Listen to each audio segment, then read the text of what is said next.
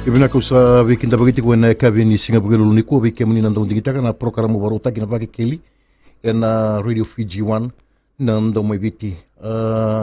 kirito manda na vibusuti na kena asanga ni boga durtiko nanda program go ka singa monites handrum ka mai angara virawa singa bugelo ni ko nda ba minaka pe roto na wekanda roto sa waiotaka merto minanda bulangi kavini kua na kawangi koto membaleta na mate tiko wa mimbibira na tinanda na kensani ndubu ka andambe tikira na wekanda nonda bulangi sere mai koroi na nonda bulangi tiko kavini kua no sanga ni toro bakambala bunanga una usana sule tiko nonda bulangi mena baka madala tai koe mandanga ka baka madala taka na tambana ngole tiko maikina kena ngandrebi na nonda bikili boleh kani simbera ni tiga buta ki nonda program mai boleh benaka zango sere makoroi eu vengara bisar tu mai na bali luai mai na VCCI Health Center na bukuni project na Pacific Island Cervical Cancer Screening Initiative kena balagala kana PICSI project eu na kena Health Promotion Officer nungui tabi na waboki na be tiko na be korba biti na kena buno tekitiko na mati ko kita usangami kito bolo titingo se ko na cervical cancer ni katuningon na wale besar o wambauta na ndauma kame kiwa mina kila to manda na kena ngarabi na tebuta kina bagekeli na davasar manda na cancer ni ba madal rating na cancer ni ndubu na cancer ni katuningon naka na matengo na cancer ni katuningon na cancer ni ndubu na matengo tegebu tumbu ko na ndubu sana ngusu ni katuningon ya na buno tegebu tumbu kin na cancer go bakabu na ndona manu na dana na human papilloma virus na HPV virus na matengo na monu go dewa ngau ko na via dobi ya na kena pamadala ka membaleta na matengo na cervical cancer na cancer ni ngusu ni katuningon ko ya tegebu tumbu na ngusu ni katuningon na ndubu bakabu na manu ko na human papilloma virus na HPV virus dewa nga na via dobi na monu go ya na kena pamadala ka membaleta na cervical cancer bina boleh besar sermaya ni sabati ungur na numuni ba madala vika ni boretaka singale boni ko ni ndewa tiko ko manumanu ngona ni nonro tiko bata si nonro mo de batambe ka ndona marama ina ndona turanga asa wala iba ta kila roni bashi ka mikina ka kanda kila sa tiko bi kwengo na mati naka na matingo na cancer ni ndubu sana cancer ni katuningon ndewa na bia zobi na kai vari ko tiki na matengo na ngona sa tiuki na bendo na ndona marama na ngona tegebu tumbuki na cancer ni katuningon sanga ni ndo bakare tiki ko na matai ni batang ngende sana early stage na matengo endonge bakare tiki ko nga ina ucho sini batang ngende sana late stage yani sa adobutu na batang ngende ni cancer ya kona kai vari ko tiki na matengo sanga ni ndo bakare tiki ko na ngona tegebu tumbuki na matengo na cancer ni ndubu ni sa sanga ni bakare tiki ko mai ena ngauna sanga tegebu mai kina na mati ka lakimbasi kana ngauna murisara ni sama tu na mati adaba so na rai ndonu mena na maki ni na basika wendo na yuchu sini batang ngende ndo bakare taki ni ndo ngolebir na marama na nra so na ngauna randu tiko batambeka ndo mosi ya so na bakata kila ni sandu tiko na mati sandu bimbi tiki na mati bina boleh besar na iba madala o bombuta kavini kua nga miki mina buli da talenga se taro bi bada para matingok era ni taro binaka na buna wasetu ke bena kango na buku ni na yanga menda bitolota kana ulutango mbaleta matai na cancer ni katuningon sana cancer ni ndubu o kwa mena na mati kede balinga itu berama na marama na buku ni cancer o kwa number 2 number 2 tigo na cancer ni sudu Katara besar tu kan mati go na kensa ni katunungan sana kensa ni ndu. Ya ndo na bunele mende bitalo taka. Kini kerua oira sara matin dole tigo na marama era sa matin dole tigo na matin go. Karam bitu mai na nonra bubale. Ya ndo na kambimbi mende bitalo tika na matin go. Kena ikatul na bimbi mende kilati go ni na matin go na kensa ni ndu. Era ni ndawalia itigo na keni wali. Luna wali ke baka saro ni wali e tigo na keni wali baka na paika o ni abang maloletico ni lebo sama ilusione singena noa sarang biutu mai ni bubale ka sa ngole en buku ni matengok ya na vingara bisut na vingara bi dabo sut ya baka turiti ko mai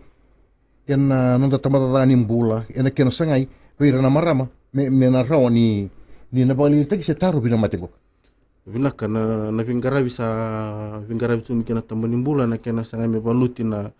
matengo na kensa ni ngusuni katunungan sana kensa ni ndu na keni matenga na vingara bisa baduri to manda bera na lubenta na ngonya lewa na ambaki ni mbula na ambaki walu ziwatini esa ndo soliti go ndani pola ni bandonu iberna tumutumu kera pakara bandonu amera zula na buku ni zula na HPV vaccine ya na matay ni tataro bisa ngolikin na tambani mbula mesanga mesara zula na lubenda na ngonelewa merau ni ratumbu daki mai sara tangu makitu ko na buku ni matengo sa tigorabir na kena tatarobi na keni karua na vingara bini ni kena ndo ilo bina ngusini katunungane sando badur tu na bi ngolkede na bi valiniwai na health center sena bi valimbula na kena ndo ilo bi na ngusini katunungane sena pep smear go endo na nguni salando ndo abe kenda na marama enda na rauni kilaki na nadaba ya tu na nonda ngusini katunungane ke baka na endo ilo bi melura ina dabi tu na se ya tu na ngusini katunungane ya na vingara bitoma anta satiko karando basala takatalaga na tambani mbula beira ni matengo endo na biadobi kabukai so nangone leo kila ni sando biadobi ana revina kama basal tekira merabanga kana tatarobi ni kenan jona matida na kondom goe so nangone sala sa ngoli kina tambani mbula mesanga me taravana kenan dewa na matengo usar na iba madala sermaya ni ndetiku na bakasama ke na rai ramba ilebu oni bori taka minguri na buku ni amate bunga era andewa na amode bata sena nonda tiko bata serbedo via enda na ngole bani ni utinga endo na nonda tengo la gala.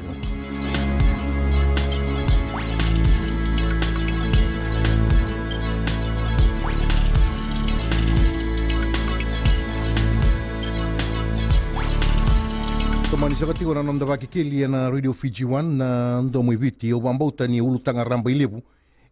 taraiti ko na ngauna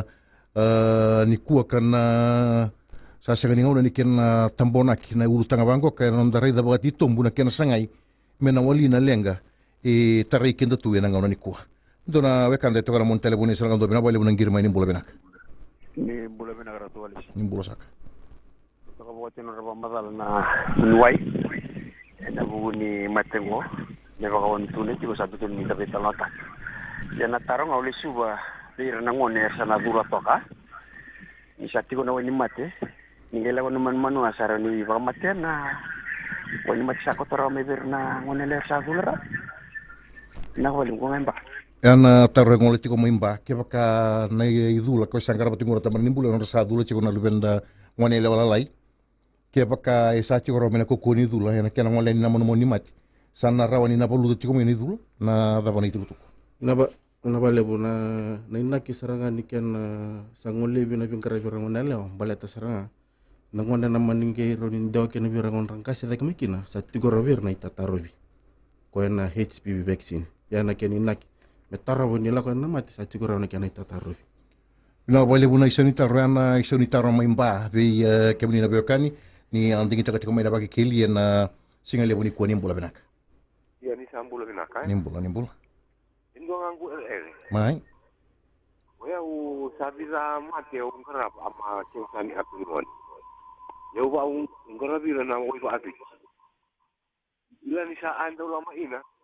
tapo ama ya ama anduka tu ilua manda andra amat apa atu ate ni bulu makau lo ai atu ru mai so ra si ro tu balimbula sa mai wa mate tu tu da e ora la e ora sa si tu ni ana indua sa sal sa na tu lo sa wa ra itu me mate sa songo video Omi panga sa tu da e mai ana tali na patu la vale una sangir chiko mai kena bibuko ni sangara barawtiko ena buku ni beka ni borda tiko mai ratutang wana ni binakalibu non da pulang itiko share mai koroi ka pengarabi ena tambana dona tambana ena kena sanga itiko na kena voluti na kensa ni andubu na kensa ni katoningoni share mai au bambote ni nanga mona bakuri chiko na mu iba madalo bambote ni sando ngole wa bugitiko na pengara bimina tambada dani bula saya rakadi bitiko na tinanda mera ngole ani pale ni bula eso bertangani ra sama ni talain den dembek era sengani ada ni pale ni bula ya sa ngole mena taman ni bula me ngole mena korro kila ni tuna be pale ni wayana korro sera mengara bimbe kada pali songo sera sa durumi sera bangani non randu ipali ya kan rawa ni e bakabia we se sengani taraira todo ko sara mara mana bingara bu saya taboni ni bukata naka ndona itukutuku ndina ana buku ni noran tau lele na mara ngole pana pingkara pingko na kenan tau ilo bena musi na katunu na sena peps mia au bambo to na inaki lebu ni bu non rasangan into ngole mai mbale ni rasangan kila sartunga na taba na roni yado ke pakai sangan ni badur na pingkara pingko na taba so na riru ko itiko ke pakai rasangan ni lobi na taba na roni na lenga na roni kota mai na loma ni bu bale o pampote na puna lebu nga lebu na mara sin do ngole pena pengara ko bateni na kena zakabir na buli me mata tati ko bire se na tapa saramanda na matengo se na tapa na unsa la ndaro ni wali akina na vale bo bambota na mbula manda ba ito ke lebu na ngauna e tu na ririko e na kena ndau bagando taki na itala no ambale tendua na vei kamaru inda sakila e na mbula manda ina lo manimba ini bula bawati o ya una tikini ngongu mena kilang dondonga na watingku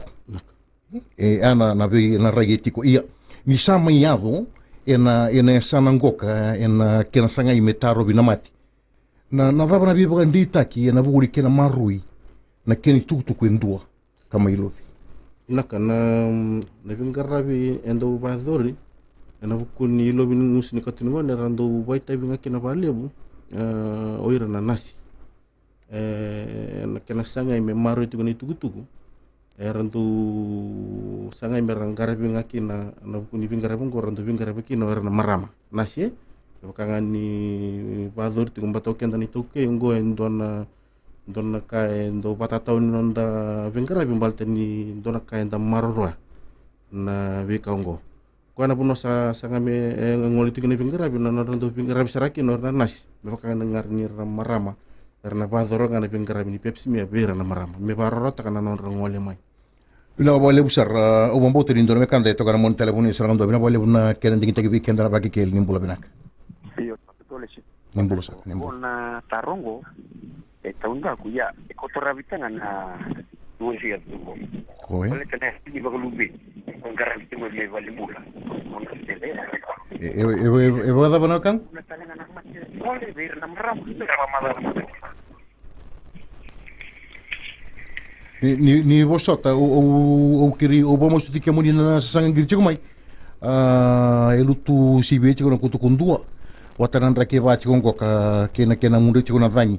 mo ni na taiki bina kena ndona vanu ero na dingo mi ke muni bina chikira na wani nonda pe dingo mena bu nonda vital no e katambo kombo chiko so ni tu kiro dingo mo chiko na e ka bini kwendo na kanda go ka bina bale buna kena dingi tagi kenda ba ke kelin bula bina o talengo rituales Nimbura. na taro ni taronga ese ni matata to ni koya na tarongo tigito ngani ngara yo ni ngara kina tiro ngoi embale tena la ni balu bi ko sa ngara tinu me valimbula kon sele ni wa tumbul nga do matin dole tena verna mara binaka taro binaka na matengo obunaka tamu bangoli kan tinga na buku ni utanga da tukina na yalla ni polubeni ele busandole ya zona kana vital no ni rauni ndo babula na kiani sani katini wane Yo dona vivande take na vekenda ni kuwa na kensa ni katinungo na kutunti kwa babu nga kona manu go na human papillomavirus en dewa nga na biadevi kena bale sangatal ni do tal kai babu na kenando adevir marama na kensa ni ndu sana kensa ni katinungo sana muni seni taurana kangu ina wale busara mo taru te mai en dewa nga rawanga ni nambasika na matika ndewa ena buku ni ivedo ana vi bangandita ke weekenda na wale usar na kela ndigite ko mai na vakikeli ena ndo telemanda ndo demo la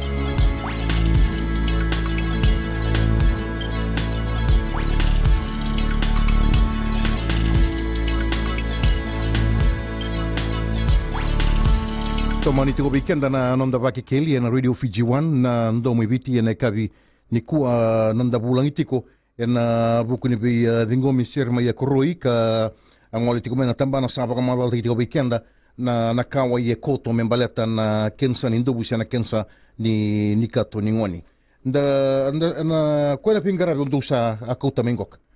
errono nda baka madala mandaki ena buku ni bengara ni cervical cancer ko sa va do rich to viti na pepsmia sana kena ilo na ngusin kato ni ngoni ni lobi wote na musini katin ngone ngaindo taura ni rona bula mengi ngole me na madala ni kena ilobi na musini katin ngone yo kona vingarabi ko kito na pador tu ngo na pador tu na madha mengo ndo na madha na ngole tu mikina ndo na timi mai Australia na rona puni wai bakatalaki na irto na gynecologist and obstetric rona puni wai ni marama ratu ko mai lotoka kartu na timi batu kena na timi ngoli tu mai walangi ana kena bathur tu na screening go ana bian do tani balile na kena ilako ko ngo na screening ko na bathur tu na buku ni project na Pacific Island Cervical Cancer Screening Initiative na Pixie project ana bathur tu na pepsmia yo na misini kona kauti mai sana bathur talaki na ken na testing na HPV testing na ken dike bisaranga kona manu konto vital takati ko babu na ken sen katinwani na result sena madala ni nomu test ena solinga na singa ena bathur kena pingarabia na madomingo ono getara tikini pa malu na singa kesi kito na pingarabia tikina spara ena thani misini na gene expert machine kwa nandike bati ko na manu ko babu ti ko na cancer ni dubu sai ko na HPV virus ya na pingara ko bi an dundi ti ko bale ni kito na garapa na kena ilo binungus ni katinu ngone na misini talanga na sulanga bi kenda na mathalin nonda ngara bi na singa ke pa kai tiko talanga isonda lang karto na rai na bunwai orto na sule talanga na kena bangara bi na singa tinga e impeka na bunwe na makimena bugeduri kina na bengara ngo na singa go sangai kena matai mena tibuta ki viti na kena pilot project mbeka na bathur tu kena svara na singa moniti kito na tigo i tabua kito na bingarabi tu na antenatal clinic na walimbula i tabua singa moniti tibutu ni tu bingarabi na walu na kalau kana matakali lai me na bimani ba na kabi na singa moniti bikin tu tabua sa suriti kena bali bukan na marama na bukuni bingarabi ngo iko na takanga na ilobi ngano musni katingon na singa batal tinga na sunga kena mathal ni no kena ilobi ke pakan to na kartore na bunwai arto na takap talana kena bingarabi na singa tinga singa tu city kito na tiko sarai singa toka ena eye clinic ina walimbula singa toka na ngono bata tinga kito na tiga bukina na walu na matakali lai kina mamani va na kabi na singa bukilulu kito na chuke raki en walimbula talanga raki singa lutu lebu kito na tiko sarai mba kito na bingarabi chuke na mba health center bimba sa na Kornombu house kito na bingarabi chuke na singa lutu lebu singa bakarombu ka kito na tiko saramay nanti kito na tiko in namaka reproductive clinic na ko tiko in na KEF compound yana puno na pangabador tiko na bingarabi bikentu in nanti na singa bakarombuka na wale puna iba madala kuroi ni ngole tiko na nonda kawa na bugu ni vitala no ngoka o wamba to ni sa suriti-riti o na marama. Darai dana ngiri ngole tiko mai le bona turanga e rasa o bobi binaka ni raka waite bona turanga. E na lenga ngoka wamba tani na dava ni tuku ngoka e ndura kaya nga mendara pita no taka wapu pali. Senga wale nga na lama nimba ini mbula bawati. O ira talenga na lubenta ngone lewa. E sana senga randan taro biruti ko na bura-bura sa tunggok. Nanon tapi po rati ki na nanon tay tutu ko na lang manibubal. Ada mo nanon nanon. Binaka o yau nangurai me baka ni upati nani o banganeni au sapawati. Enaru en bimbi men tapi tono taka babubale. Baleta na bola kena mate ni tina ni bubale. E patu tekitiko na buku ni bengare bengo. Ke baka enda sangani na tora pambimbi men tapi tono taka merna ngolen lingarabi. Ya kuntu babu na kinala ng bata nira sangan nikila na mate itu ko vera bata na mate ko makal takati ko na sangan bantu nikila kaya baka sa tigu tumbu tigo na mate ko baka posara kaya baka lilo bina na muni musi ni katinuan bina wale bukur ya ndo tala na kai etiko na ngonongok ini nakira ndo tu na yaloni nonda mandua ele buna ngona e tako sotuna rere ana ele buna kai baka lenga ikinda tu ya ndasam ngole ba manda ndo na wekam na gok na wale buna ngirma ba ke kelim bula benak Nimbul. Jangan apa taruh mana kata uri. Wala bana bingarabi goren lo hotel mai nabi ane nabi mam nati ane. Sesang. Na wale ko ngai ngau. Na wale bu ko barat takati ko anggo sengai kini matai na kena sangai me tigu takiviti ko na bingarabi ngo. Na sangai me na mazala ni bingarabi kito na bingarabi kina kito nangai sule bana matentu. Na kena madala me toro ni toko na kina na rei ambaki dua si ambaki romengo sana tigo weekend ako na misi ni batanga enta sana ngarabi nga ni kuwa toro nga na nonda madala ni bingarabi ni kuwa yana puno sa sangay me ngoli kina ni bingarabi ko kena tigibu tigitingo na sa sabara Untuk tala na mekan ko kami boleh muna kena dingi tagi weekend na bagi keli ni bola benak iya ni bola sinaka nimbul au ba bini binaka bakale bana buni nanda bulan inda kay na kabilikua donga na batataro okay na reklama ni sa te weekend chuko na matea yana tarko na vale wa madal takati ko liu na matingo na sebukal kensa sana kensa nindu nango na itikibu kina nango na itikibu tumbukina na matingo ona senga bondo ni wakila ndo na kina batakil kila ora oni o huku taki ko pinaka mbaka o ngoli taoni ngoli ni titei yo na senga bondo ni kila ndo na kina batakil kila baka posara kya baka ko ngole mele ilo bina musun katinuan sana pepsi mia na matingo gendo baka rete ki ko nga na yuchu sini batangen dengan sana late stage jana batangen dengan gendo warti ko kina na batangen dengan da kemni na marama sa senga talento na kini wali santo tiko yana isoni no munitar na kangu na ndo manda na onda demo alek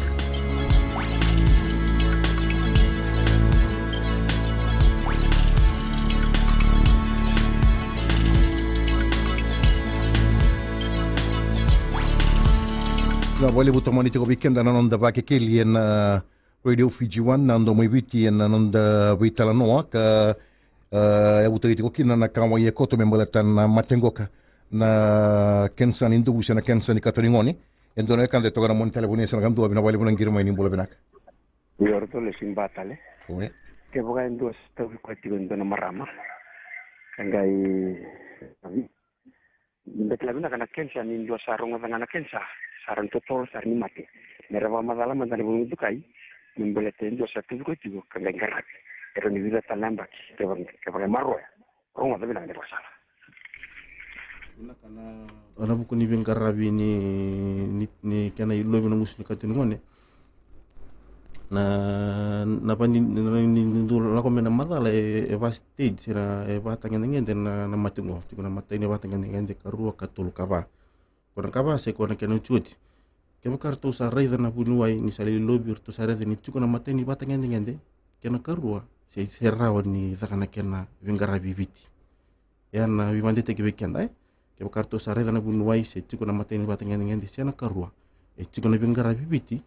me bakana colposcopy ke na biopsy era ni takana kena bengara bi me era ni taro bana kena tete na mati bona kensa nindu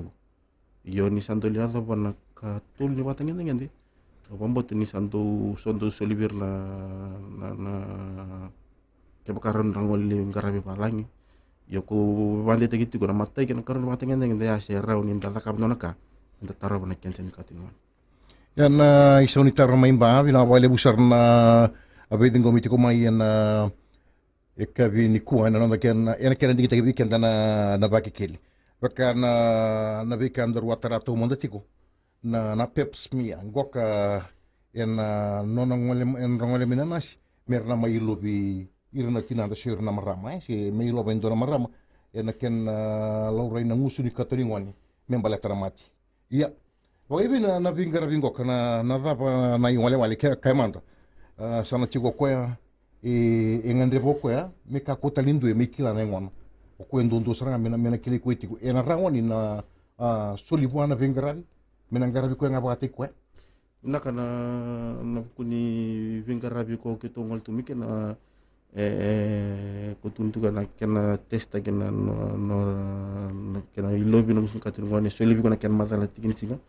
yo na rona vingaravi ke to na vingaravi tikina singa ena ndo talanga na vingaravi sai ko na nomuni na zakabatinga na nomuni na zanati ko na self swab na self test bekimni na maram na ngol tu kena singa en sol tu bekimni na pandoni ke pakani sa pandoni mo na ngol turu mo na vingaravi en rona vingaravi na ba dorti kan dua oni na toranga apa kata kemni na sambolo na paste seniti kon na ni pono ni vingaravi na pono kitu ni vingaravi tikina mena sabara mateni steseni sana ni ngolenga ni na leba toranga na no ni sambolo toranga apa kemni na marama sangkai karun steseni sana ngai ngole tikina mena ngali lobi no musin katuni ngone na bunango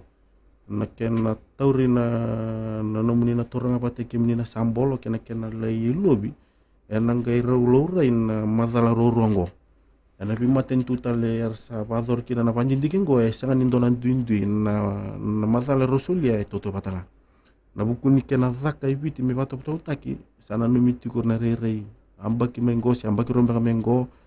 ena sana sangan bakani na ngole na marama merna lay lobi tikon musuni katinungan sarna rirai ngole pa kona pingkarabi ani sarna bazor ngoi rapa kata kira na kena tori na sambolo ni mon ina wale besar ina wale na be mundi te gombo tani sana mata te ko bike munin na wekanda na ndo bodati ko mai na radio Fiji 1 na ndo mebiti ndo wasti ko ngone baro takida bage keli na lewe tigo ni betala no en ekabini ko ni sambula binaga kemuni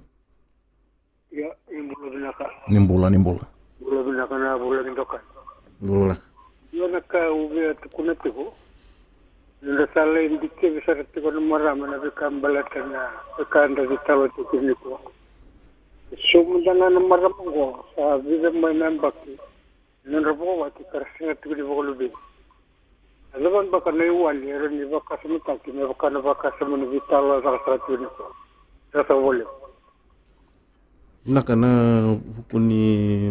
maramara sangat kini volubin. Vivi ante tege weekend dan onda vivi walumbula reti ko kinar na bunu ni marama serna gynecologist. Yana rere vina kamuni merna ngole merna liri dirna bunu ngombote resara kenan dau. Erna raun kila na ngata tu ko ni marama. Seda bana bunu lang kata perasian di volubin kin. Vina boleh besar vina boleh bana vi mondita ki be ke mundo na alo matar tiko mai baletir na amarama senga tumbela ni volveni ya enda babi mina kakana no mana radio Fiji 1 ando mibiti ina yanga mendana roko botol tinga na ke bakasa kake de mbasi ke na botulu ako ando ni wa binak ke bakasa ko chiko ya sa ko chiko ya sa bare te ko ndo bulani ni reti ko ndo ni bengrabi na buni wa ni marama kana rawan laki be na marama na ke bakasa taki seta bana buni lenga kan dalo matar tiko kina en ekabini ko bina wale busar na kena ndiki tiko weekend na baki kel na kulti no muni tuku koroi wambota ni tiko tale lebu na kawan ngan repa moni na bagari taka bara rambatiku peira na maram na keni mata inga obe barta tiko ber maram na buku di pinggarabi na pazur tiko malamingo na pinggarabi esangani saumi dolar rambatu kitu take takati na baki nimbula ni tol sanga bulu kina lim sanga bulu mbata namba kini bulong ko tumu sarti kina pali puna matingo ya kito seni taro baka rangole mai na marama sibia namba kini lim sanga bulu kina lele mena tol sanga bulu ndola rampa bikin tanah marama na pingarabi ngo sengan isom balang ke baka nang ngole mbeli ngarabi na numni na kena ilobi na musin katunungan no ni na somo ti ne som ka bai labo ibiti to papi na bale ni sengan isom na pingarabi ngo kana pa zerti na madami ngo sakere talabe kemni na marama di barong ti umay na bi san kede ko sama madal takati gitu na ciki na madami ngo ni ngole mai ni baru takatu mena numni kadni balimbula kaya kani na kau titel tunga main dona kemni pasi ngali beli lain bate ni na warakati ko nam kena gali matala ti ko na nomni matala ni lobi ni musun katun ngone ni wawat ko bakare rain 2-0 na uwa ni berni ado nomni matala yangan kere-kere be kana maram ngol ti nasi bina boli bukuru ye na bagay pe nang bala buningo non dono ti ko kina kaya manda on dono ti ko na intiling sa ngana balimbola mai tabu hen singa moniti ya ndara kay ngole pa ya ni utingan dono ndo de ngole wala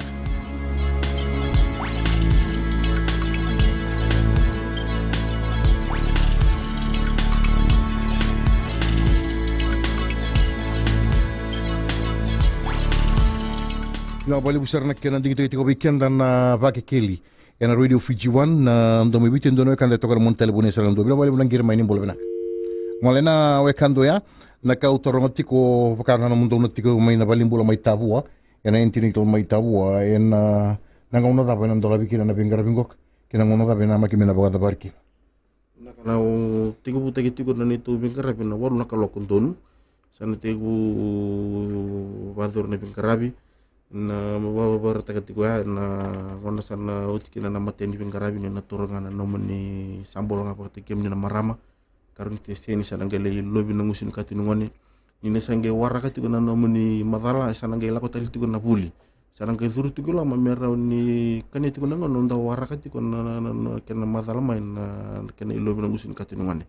na singa bina bali buna isun tar dore kan de tor muntel bune serang do bina bali buna kena dingi tagi weekend dar baki kel nimbul benak nimbul gosal na kel bona kan do muri botali ngau kira wala nga kesa mani wutina wa bu ngor maten wa bu luri kira ni bu wa ku sto te magi magi vienan de men bona de mital tunga ro di wati man ni vienan na bu mu luri chala ina wala usara na bali busar na kawai tika mai ke mundo na guturang matanggali pembuatan ni sa tingko mo chiko na itukutuk may bi rato na turang matanggali mga ni binak ndo na bekanda to kana mon telefone sa ndo bina bali busar na ken ding tagina baki kel nimbula binak nimbula Binaka. Nimbula Dona kau ndo ko itetiko sa petron dilbe una program go na kuki na marama wasala ba ke mamina marama sa awono sa ngabulu la ke ke mamina binaka ba go sa ke mamingasi ya urung bitungango re mayala tinga bili masanga bulu tebi pero ni bang petataki nakana wingara bini kenan do lobi na ngusin katingone kitondo lebuna bi korkor kitondo ngolken kitondo basal taka ngiyamba kibitna bula sini yang mena lobi no num ngusin katingone iyo ke buka ni tigo baki ni ono sanga bulu bata dai senga ni dona kenada ke buka moni ngolen manili lure mandanga ana muni tukutuk na kan na bali busar na kena dingi tagi weekend na baki kel nimbula binak ya nimbula binaka nimbula ngombe kana lakmes na da makinay suba binaka mau kau bari takati kongo sengai kena matai me tigu takina sebara enanggai laurai na mazala ni wikarabingo na kena mazala na bulan ba kondisi amba enanggai patu tu tagi bena maten tu kaya kasaro ni bazuri na biti na buku ni pingarabingo dan na makati kena biti toko ni maten tu ngo sengai kena matai sengai tigu tagi ana rai ndona ngon la kambang bakembang mengo sana tigu bangole na bi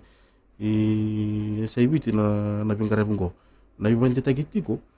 kona misini kwa kutuntugo ni testa katiko na HP virus sati ko ibiti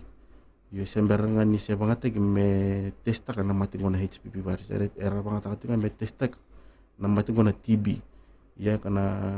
na kaitiko ni sati ko rabi kana misini pambote ni kena ngona sana tigu bute kena ko sana ngai tigu me dang ngole ba na kena sanga me testa kena HPV nanda biasa na ibiti yana isonitar vi ke mundo na kawiti wana nda korturanga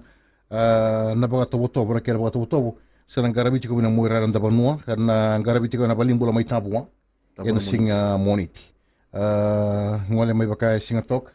tu siti na singa toka buke lulu iraki na lutu lebu na bahel center na borumbuka sana le tabasar juga ni inandi ina namaka reproductive clinic ya na itubutuba be kemani na beokani o bambota na tauni tu telengango kai lebu na beko roer eratiko mai bagayawa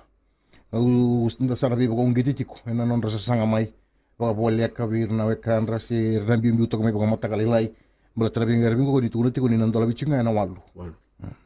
sabana ni bitewe kero bana ni binaga tiko be kemani na marama ni oni na bangata ka binaga sar na ibota ni bengara biongok ndura kai tiko ya na buku ni non daurere ka baga na mandua bala tele bunanga una endo basi kambia kana bitala noa ia na kasaba dita tiko na nonda bulangi na bimbi ni kena marui na tabani remo ditak na marui ni tu na confidentiality na tuku kede na taur na singa tal ni dua tal na kila oi ku nga pata kina bunuai na taur na nomni e lo ba no ngasin musun katunwane kena suli madala na kena madala ena tukunga be ku nga pata kina bunuai kon le bengarab tu na singa tal lin dua be kima mital na tu tumba kele kimilo ni tim kimna kila na madala ni bengarabi ena badur na singa ana bibande takiti ko na bole bu koroi ke baga sana mani kune ni sahat tiko na mati ele bue e baka na tumburi ko na rere na kena sanga imena wali na kena ngonu tolo tama na nomni bibande taki naka u babu na pale bu na buku ni bengarabi ngombaleta ko ba madal tatu na nga ortore dikina ke baka satiko na beisa u ko sayado e bibande takiti ko ende raonin da taroba me yado na lenga na basalte ko una ngandre ba mo basalte ken tingena marama selele ngana macerara don na bosa rongole tanga na prevention is better than cure menda tarabara nimber ngele ndale sangan dona kan ni saya dona patengen dengan kensa basalte ken marama na rebinaka ni saya do ke dona madala ko tuntu ko ke ka tiko na mateni patengen dengan de ko patengen dengan go sin tukuni sarno sakkensa rauni da kana ken bingarabi me taraba na ken liya dona patengen dengan dia no boleh no tagi boleh buna vital no dagati ko na nando bate na baki kili e kabini ko bambuta ni sa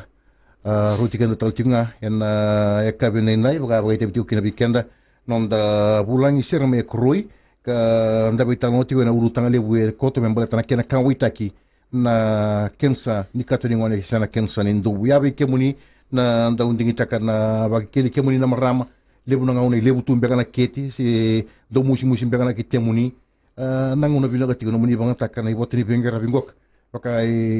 sa rto ngoli kemi kina na kenan dau mai ba langi kara mai beto mani na buni ni marama retigo na balimbola melo toka muni na ngarabi kina na bekani oni tiko mena mora na ndabonwa ka u bebo ko ngedi tiko ni ka kuni ni baka wele taka na bengera bingok na kena sa ka baka wele ka ni be kemuni na yaloni rere me ka kuni tiko kanta sana dun rubutal singa na yaloni mandua o kwendo baka tao tu ni nonda toso ena kena sanga me mbasi kana mbula kena nonda labi chiko nonda bi mataka binaka sa kero baka ndota chiwani ni robo ni binaka ena e kabi enda si endori tuku ke koto me kurno ni tuku ni berne me dawo chiko nonda sino ngok na ka wanyuninga ni ndana bitu kan takani ba lebu na marama na bukuni bengarabi ko ngotunti ko sangani saumi sakeni tukutunga sangol tukeningo inabi pono kede sa wande tukenia nindan ngole ni balio lebu bita talana koro sa u zakabulu abutikina ke bukani baro tel tu mai ngona wande tekiti ko na bukunan tabi ngarabi kana badur tu kumena moira na madomengo bila boleh buke binanda unding tanga bakeli sai ko chika nanda bakeli ena ka bende sari romas monika lungata kandana